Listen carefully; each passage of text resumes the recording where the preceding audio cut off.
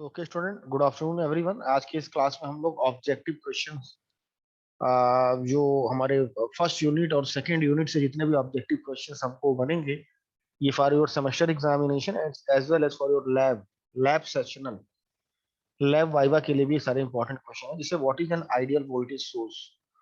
तो what is an ideal voltage source? तो device with zero internal resistance are known as ideal voltage source. पूछ सकता है what is an ideal current source? A device with infinite internal resistance. ठीक है, अगर current source है तो infinite होगा रेजिस्टेंस, और वोल्टेज सोर्स है तो जीरो होगा resistance. What is practical voltage source? ठीक है, अब यहाँ पर देखिए आइडियल वोल्टेज सोर्स यहाँ पर प्रैक्टिकल है, तो डिवाइस विद जीरो, तो यहाँ पर जीरो नहीं लेकिन बहुत small, device with small internal resistance. देखिए आइडियल के केस में दो ही होता है, या तो जीरो या फिर इनफाइनाइट। लेकिन अगर प्रैक्टिकल की बात करें तो जीरो नहीं लेकिन हाँ स्मॉल, वेरी स्मॉल, और इनफाइनाइट नहीं लेकिन फिर भी हाँ वेरी हाई हम कह सकते हैं। अब जैसे इसमें पूछ रहा है ना what is an ideal current source, तो आपने बताया device with infinite internal resistance. लेकिन अगर ये प्रैक्टिकल करंट सोर्स हो तो इनफाइनाइट नहीं लेकिन वेरी हाई, वेरी लार्ज कह सकते हैं आप इंटरनल रेजिस्टेंस होगा। The voltage out of N ideal voltage source क्या होगा? तो कांस्टेंट होगा। द वोल्टेज आउटपुट वोल्टेज जो होगा आइडियल वोल्टेज सोर्स का कांस्टेंट होगा। द करंट आउटपुट करंट क्या होगा आइडियल करंट सोर्स का? तो वो भी कांस्टेंट होगा। अब पूछ रहा है the path between 2 point along which an electrical current can be carried is called circuit. उसको हम लोग सर्किट कहते हैं। the path between 2 point along which an electrical current can be carried is called a network, relay, a circuit या loop। तो इसका answer होगा student circuit. circuit is a path between 2 point along which electrical current can be carried out या can be flow। Next question है, eighth question है, the formula for a current as for Ohm's law. तो Ohm's law आपको अच्छी तरह से मालूम है, V is directly proportional to I, या V is equal to R into I।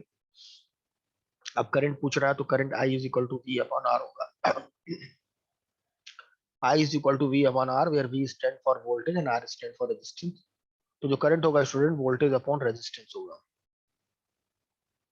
Next question है, the unit of electrical resistance is. Electrical resistance का यूनिट क्या होगा?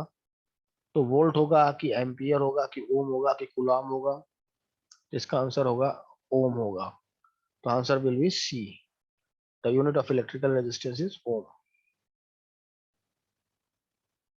In a constant voltage DC circuit, in a constant voltage DC circuit, when the resistance increases, the current will decreases। Constant voltage DC circuit अगर है तो उसमें अगर आप resistance increase करोगे तो करंट विल डिक्रीज। अब देखो बेसिक सेमीकंडक्टर के जो क्वेश्चंस हैं फर्स्ट यूनिट के हमारे, वो ये हैं। पूछ रहा है the number of valence electron in silicon atoms are. तो जो भी पीरियोडिक टेबल के फोर्थ ग्रुप में हमारे एलिमेंट्स लाई करते हैं, जैसे कि कार्बन हो गया, सिलिकॉन हो गया, जर्मेनियम हो गया, टिन हो गया, लेड हो गया, ये सब फोर्थ वैलेंस इलेक्ट्रॉन होंगे। वैलेंस इलेक्ट्रॉन जो होते हैं play a very important role in determining the physical and the chemical property of any material. Valence electron से मालूम चलता है कौन सा मेटेलिक है कि नॉन मेटेलिक है या न्यूट्रल है, ये सब बता देता है। तो बैलेंस इलेक्ट्रॉन जो सिलिकॉन में होता है 4 होता है, जर्मेनियम है तो भी 4, कार्बन है तो भी 4। उसके बाद पूछ रहा है the most commonly used semiconductor element is. तो सिलिकॉन, जर्मेनियम, गैलियम या कार्बन। मैंने बताया जो फोर्थ ग्रुप के जो आपके एलिमेंट है, कार्बन हो गया, सिलिकॉन हो गया, जर्मेनियम हो गया, टिन हो गया, लेड हो गया। तो silicon are the most commonly used semiconductor. इसके बारे में भी बताया गया कि वाई सिलिकॉन इज प्रिफर्ड। तो बताया गया है कि इसका जो लीकेज करंट इसमें होता है कम होता है, इजीली अवेलेबल होता है, थर्मल स्टेबिलिटी इसका ज्यादा होता है। कई सारे पॉइंट्स हैं, लेकिन फिलहाल आपको इतना ही बताना है कि सबसे ज्यादा हम लोग यूज करते हैं silicon. Copper is a what? Insulator, conductor, semiconductor और सुपर कंडक्टर। तो we all know that very well, copper is a conductor. अब आते हैं क्वेश्चन नंबर 4 पे। The number of proton in the nucleus of a silicon atoms are. कितने proton होंगे in the nucleus of a silicon atom are? तो silicon का जो आप एटॉमिक नंबर आपका होगा वो होगा 14, और इलेक्ट्रॉनिक कॉन्फ़िगरेशन इसका होगा 284। इसका जो एटॉमिक नंबर है 14, तो एटॉमिक नंबर अगर 14 है तो उसमें उतने इलेक्ट्रॉन होंगे उतने ही प्रोटॉन होंगे। Number of electron is equal to number of proton. तो जो एटॉमिक नंबर आपको बताता है, atomic number will tell you the number of electron की संख्या भी बताता है, और उतने ही नंबर ऑफ प्रोटॉन भी होता है। तो एटॉमिक नंबर आपको मालूम होना चाहिए सिलिकॉन का, तो 14 है तो 14 लगा। The valence electron of a conductor are also called. तो कंडक्टर है तो उसमें जो वैलेंस इलेक्ट्रॉन होगा उसको फ्री इलेक्ट्रॉन भी कहता है। कंडक्टर है, कंडक्टिविटी इसकी ज्यादा होगी, तो उसको हम लोग फ्री इलेक्ट्रॉन भी कहते हैं। An intrinsic semiconductor at room temperature, अगर इंट्रिंसिक सेमीकंडक्टर रूम टेम्परेचर पे है तो उसमें very few free electron and hole होंगे, बहुत ही कम। एट 0 केल्विन जो होता है student semiconductor behave as an insulator, but room temperature में उसमें उतना एनर्जी होता है कि उसमें थोड़ा बहुत कंडक्शन हो। तो वही कह रहा है very few electron and hole. No many hole ना मेनी फ्री इलेक्ट्रॉन हो, नो होल ना, ऐसा नहीं, दोनों रहेगा, थोड़ा थोड़ा ही रहेगा लेकिन। ठीक है, 0 केल्विन पे एकदम नहीं रहेगा, no electron no hole. But at room temperature, that is at 27 degrees Celsius, like 300 Kelvin, it has very small. Next question, at room temperature, intrinsic semiconductor has some hole in it due to what? तो some hole due to thermal energy की वजह से होता है। Thermal energy होता है E3/2 K into T। Thermal energy की वजह से उसके अंदर सम होल होता है। कितना होता है एनर्जी? 3/2 into KT कह सकते हैं। 3/2 मतलब होगा आपका 1.5 into K into T, where K is the Boltzmann constant and T is the temperature आपका हो गया। The number of hole in an intrinsic semiconductor is, number of hole कितना होगा in an intrinsic semiconductor is, तो it is equal to the number of free electron। तो intrinsic semiconductor में electron और whole की संख्या बराबर होती है। ठीक है, in the intrinsic semiconductor holes and electron both are equal। hole act as a what? तो hole act as a positive charge। Hole हमारा एक तरह से पॉजिटिव चार्ज की तरह काम करता है।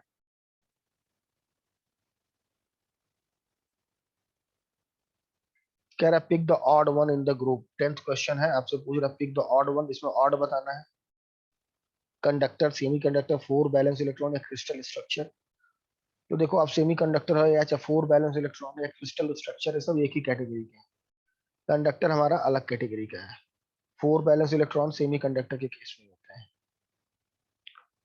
नेक्स्ट क्वेश्चन 11 है, to produce P type semiconductor what you need, you have to add trivalent impurity. Trivalent impurity अगर आप ऐड करोगे तो पी टाइप सेमीकंडक्टर का फॉर्मेशन होगा। Similarly when you add pentavalent impurity then N type semiconductor का formation. Electron are the minority carrier in, तो electron जो minority carrier में किसमें होते हैं? तो पी टाइप सेमीकंडक्टर में जो हमारे hole majority carrier electron minority होता है, electron are the minority carrier. तो इसमें देखो गलत दिया है answer, electron are the minority, electron are the majority carrier अगर यहाँ होगा तो एन टाइप सेमीकंडक्टर होगा, और नहीं तो पी टाइप सेमीकंडक्टर होगा। ये P type semiconductor contain hole and negative है। पी टाइप सेमीकंडक्टर में हमारे होल्स और नेगेटिव आयन होते हैं।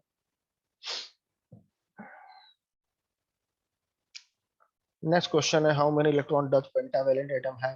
तो नाम से क्लियर है, पेंटा, पेंटा मींस होता है 5। ठीक है, तो इसका आंसर होगा 5। नेगेटिव आयंस आर क्या होता है? तो negative ions atoms that obtain an electron. Electron पर नेगेटिव चार्ज होता ही है, तो atom that obtain an electron.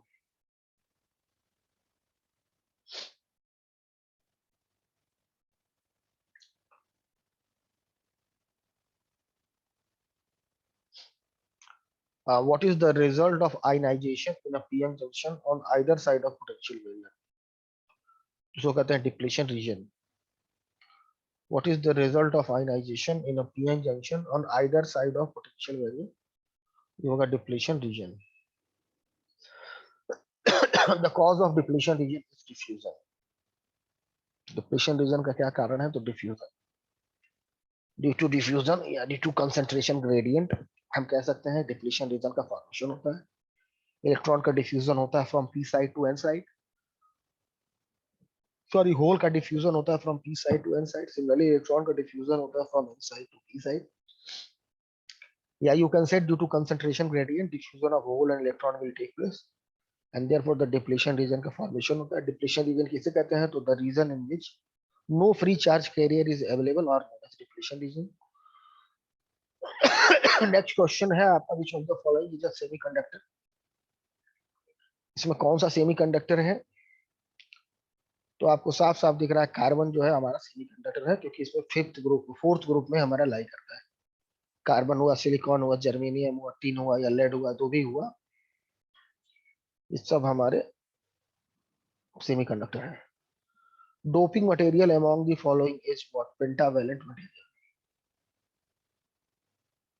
तो पेंटावेलेंट मटेरियल एक तरह से डोपिंग मटेरियल है. पेंटावेलेंट मटेरियल है, ट्राइवेलेंट मटेरियल. एन टाइप तो सेमीकंडक्टर हो गया.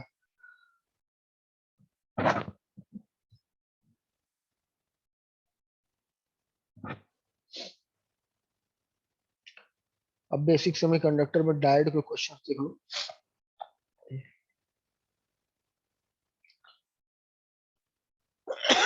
Depletion layer is caused by the recombination of hole and electron. उस वजह से वहां पोटेंशियल बैरियर का फॉर्मेशन होता है. The reverse current in a diode is usually, the reverse current जो होता है डायोड में क्या होता है? वेरी स्मॉल होता है. It is of the order of micro ampere या nano ampere. Avalanche in diode occur at breakdown voltage. Avalanche mechanism जो लाई करता है ब्रेकडाउन वोल्टेज पे लाई करता है. The potential barrier of the silicon diode is 0.7 volt होता है. पोटेंशियल बैरियर सिलिकॉन के लिए 0.7 वोल्ट, अगर जर्मेनियम है तो 0.3 वोल्ट. नेक्स्ट क्वेश्चन है, the reverse current in silicon diode is. Reverse saturation current जो सिलिकॉन डायोड में कम होता है than germanium, it is of the order of. Silicon के केस में अगर हमारा नैनो एम्पियर में है, तो जर्मेनियम के केस में माइक्रो एम्पियर की रेंज में. ठीक है, नैनो एम्पियर के केस में होता है 10 to the power -9 ampere, while in the case of germanium it is 10 to the power -6 ampere. तो reverse saturation current in silicon diode is lower than that of germanium. What is diode? तो diode is a linear device. ये linear principle को follow करता है, Ohm's law को follow करता है. No no sorry, diode is a non linear device होगा आपका. डायोड जो हमारा होगा वो नॉन लीनियर डिवाइस होगा, क्योंकि इसमें जो कैरेक्टरिस्टिक होता है उसका वीआई कैरेक्टरिस्टिक वो एक्सपोनेंशियल होता है. The diode current is large for which condition? तो फॉरवर्ड बायस में अगर होगा तो डायोड करंट लार्ज होगा, और रिवर्स बायस में बहुत स्मॉल करंट फ्लो करता है, that is called reverse saturation current. The output voltage signal of a bridge rectifier is full wave. Full wave bridge rectifier ही होता है. कह रहा है कि if the maximum DC current rating of diode in bridge rectifier is 1 ampere, what is the maximum value of DC load current? So it will be 2 ampere. Voltage multiplier क्या produce करता है? तो high voltage and low current. What is clipper? तो clipper is a circuit that remove a certain part of the waveform so that it does not exceed a certain voltage level. What is clamper? तो clamper that add a DC voltage to a wave. clamper उसको clamp करता है, add करता है DC voltage को. Positive और negative कुछ भी हो सकता है. और क्लिपर क्लिप करता है, रिमूव करता है. पूरा भी रिमूव कर सकता है और सर्टेन पोर्शन को भी रिमूव कर सकता है. Zener diode can be described as a device with constant voltage.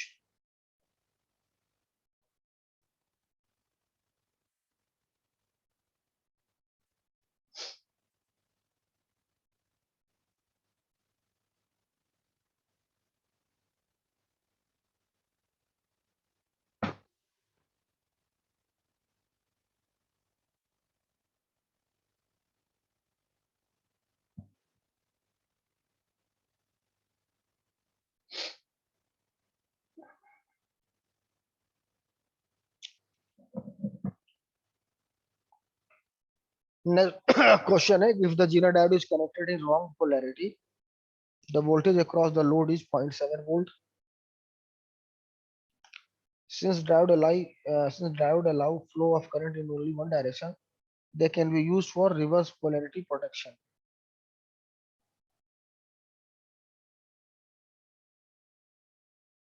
When you test a good diode with a multimeter, it shows what? Low resistance होगा जब फॉरवर्ड बायस होगा, और हाई रेजिस्टेंस होगा when रिवर्स बायस होगा. When does a current flow in a PN junction? When a p type element is at more positive potential than n type.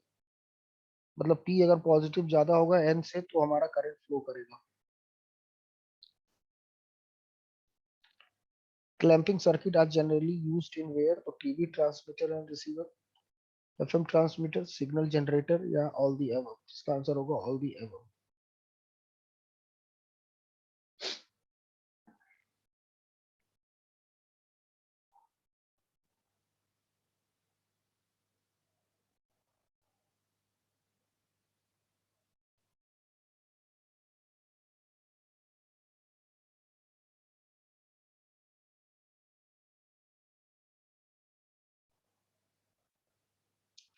Next question, unit of measurement for forward bias, forward current and reverse current of diode होगा यहाँ पे.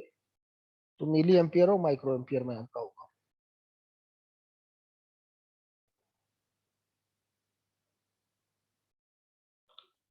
Next question है आपका, what graphical method is used for modelling diode characteristic. तो exponential method होगा कि small signal approximation होगा, iteration method होगा, या कांस्टेंट वोल्टेज ड्रॉप मेथड होगा. तो इसका आंसर होगा स्टूडेंट एक्सपोनेंशियल मेथड. अब देखो बेसिक ट्रांजिस्टर के क्वेश्चन हैं. अभी तक डायोड का आपने देखा.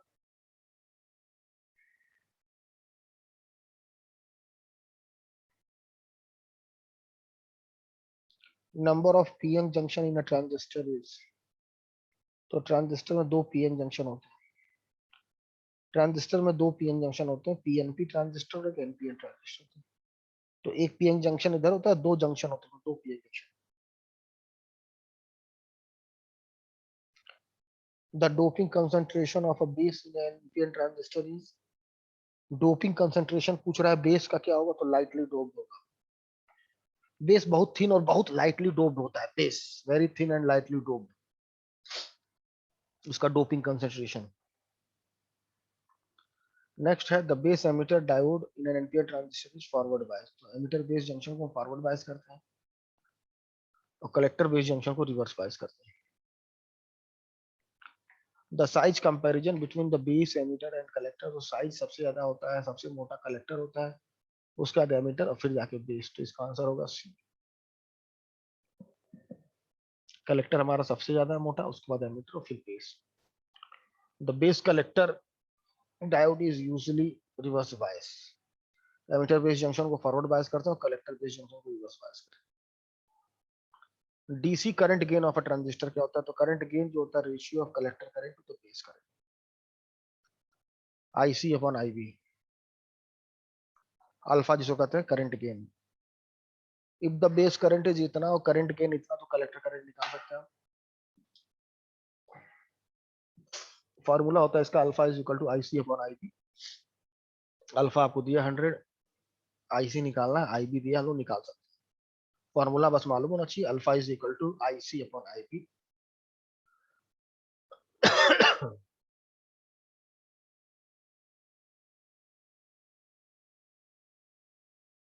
The majority carrier in an NPN and PNP transistor are. Majority carrier in an NPN PNP transistor, तो इलेक्ट्रॉन एंड होल. तो एनपीएन ट्रांजिस्टर में हमारा इलेक्ट्रॉन जो होगा मेजॉरिटी होगा, पीएनपी में होल होगा. अब नेक्स्ट क्वेश्चन देखो, transistor act as a. Transistor किस तरह से काम करता है? तो चार ऑप्शन है, तो ये एक तरह से डायोड एंड करंट सोर्स की तरह काम करेगा. नेक्स्ट क्वेश्चन है the relation between base current, emitter current and collector current. तो इसका जो फॉर्मूला होता है, emitter current is the sum of base current and collector current. जो नेट एमीटर करंट होगा वो बेस करंट और कलेक्टर करंट का सम होगा.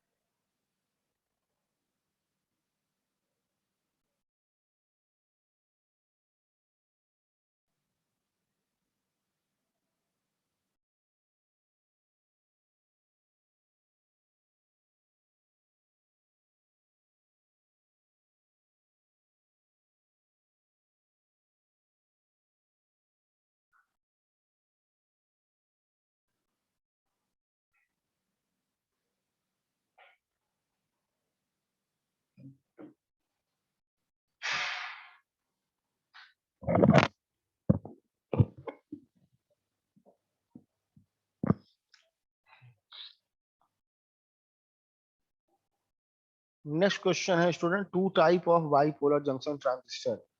तो दो तरह के होते हैं, एक पीएनपी ट्रांजिस्टर और एक होता है एनपीएन ट्रांजिस्टर। फिर पूछ रहा है कि what are the common fault in BJT. तो open bias resistor are the common fault in BJT. The usual operating region of transistor in digital circuit is. तो डिजिटल सर्किट में जो ट्रांजिस्टर यूज करते हैं मेनली कट ऑफ और saturation mode में काम करता है, एक्टिव मोड में नहीं। तो सिर्फ ऑन एंड ऑफ के मोड में काम करेगा। Another name for the emitter follower configuration is the common collector amplifier. What is BJT? तो BJT से नाम ही क्लियर है, बाइपोलर जंक्शन ट्रांजिस्टर। तो BJT is a bipolar and FET is a unipolar device. The current gain in a common base configuration alpha, current gain common base con alpha बराबर होता है IC upon I, beta होता है IC upon IP। तो दो तरह के current gain होता है, एक होता है कॉमन बेस कॉन्फ़िगरेशन, एक होता है कॉमन एमीटर और एक होता है कॉमन कलेक्टर कॉन्फ़िगरेशन। तीनों का अलग अलग नाम है, अल्फा बीटा एंड गामा। तो अल्फा होता है IC अपॉन आई, बीटा होता है IC अपॉन IB, गामा होता है आई अपॉन आई। इसके पीछे भी कुछ लॉजिक है जिसको थ्रू हम लोग सर्किट डायग्राम से बना के इसको बताते हैं। फिलहाल आप इतना जानिए कि it is the ratio of collector current to emitter current. Relation between alpha and beta. तो अल्फा एंड बीटा में relation alpha is equal to beta upon 1 plus beta होता है। ए आंसर आपका सही है और बी भी सही है, क्योंकि अगर आप इसको जब सॉल्व करोगे इसको बीटा के टर्म में लोगे तो beta is equal to alpha upon 1 minus alpha है। ये दोनों फॉर्म में होता है। तो इस तरह से कुछ ऑब्जेक्टिव क्वेश्चन रहा स्टूडेंट।